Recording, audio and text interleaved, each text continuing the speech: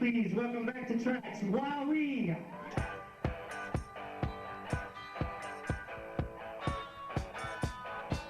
Wowii was a seminal band in the late 1970s New York City rock and roll scene. They were contemporaries of Blondie, Richard Hell, Talking Heads, The Police, The Ramones, Critic Faves Television, and even musical chameleon Elvis Costello. All these artists had arrived in the New York City music scene in 1975-1976. Wowii landed there at the same pivotal point in popular music. Disco was on the way out, punk was in. Fleetwood Mac, the Doobies, Rod Stewart, and the Eagles were hot on the charts. They were a band that could take Latin rhythms, beautiful melodies, and killer rock and roll and blend them to build a unique sound. Wowii was formed in 1973. Lead singer, rhythm guitar, Rafael Melendez. Chino Cabal, drums, and Harold Happy Pettit, lead guitar. They'd all been playing together in the band Rufus. They added Mark Wolfie Resnick, an old friend of Rafael's who had been playing lead guitar for years, and they recruited Peter Zipo Lopez, nice hair, Peter, to play bass. The boys quickly put out an anthem on 45 to the Miami Dolphins. Dolphins are the champs, win or lose the tie. Peter had been part of the notorious Two Mattress Band. Along with Jake and Ramon Fernandez, almost every gig they played caused a riot.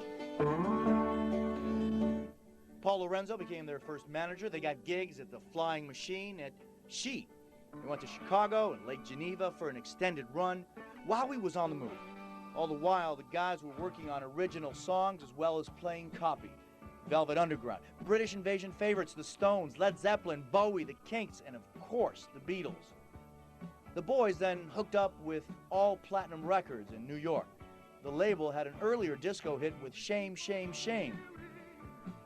David Bowie and Lou Reed had started to bend the gender rules in music. The boys took the cue and somewhere found time to be painted lady for a while. Shortly, Joe Messina signed the boys to a management contract. Joe had other acts like Joe Savage and Spider Turner. Goodbye Miami, he was off to New York City, actually to Trumbull, Connecticut. In 1975, the guys, accompanied by Ramon's girlfriend Martica, took a perilous ride to New York City with one van pulling another van full of equipment and no engine. It's Shortly thereafter, they moved to New Rochelle, hitting the tri-state area. The guys soon made a name for themselves as a kick-ass band that liked to party. You know, you got shots on the side there of the stage, you know that? Look over there, Peter.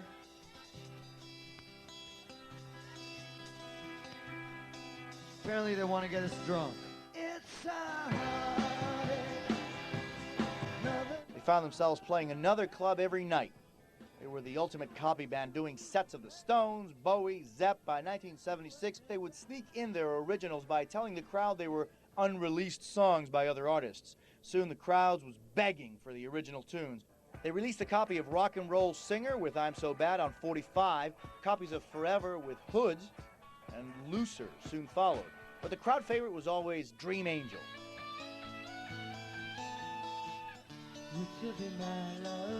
As Wolfie once said, around this time, in the wildest depths of my imagination, it's hard to believe my life has come to a head the way it has. The 1890s in Hammerheads in Long Island, Mothers, Creations, the Soap Factory in Asbury Park in Jersey, the Fore and Aft, Bottoms, Great Gildersleeves, CBGBs, and tracks in Manhattan. The boys were getting close to a contract and playing to packed houses every night. The shows at tracks were legendary, attracting the top fashion and entertainment crowd of the late 70s. Wowii was hot. An article written by Mitch came out shortly in Crawdaddy magazine. Still, they never forgot their Latin roots, though, and there was always time for a softball game and family and friends. All your sighs will be cries. Finally, in 1978, A&R person Maxine Satori convinced Electra Asylum to sign the boys to a contract. They received the biggest contract given to an unsigned act up until the time. Catchphrase on advertising was taken from the newly released Superman movie, "You'll believe a band can fly you right into the 80s. Their biggest supporter at the label was no less than Joe Smith himself. They went into the studio to work on the Makin' Wowii album. Will you be my love?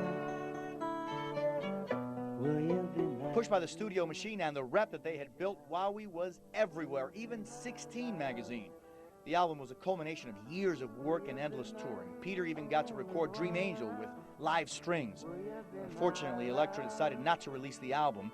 Joe Smith was discharged as the chairman of Elektra, and the band victims of a cruel cut. Some of the guys reformed as Broken Heroes and John Galt. Almost everyone has continued to play together in various incarnations, from Havana Cabana, the Hotheads, solo projects, Big Beat, 60s Victims, and others. Once music gets in your veins, it's an addiction that never leaves. Perhaps Wowie's ultimate contribution to music are the songs. They continue to be every bit as timely today as they were back then. You know what? Maybe even more so. The band and its music touched so many lives, grew relationships, and changed the way so many of us look at the world. Stay with me, live with me, let's give ourselves a try.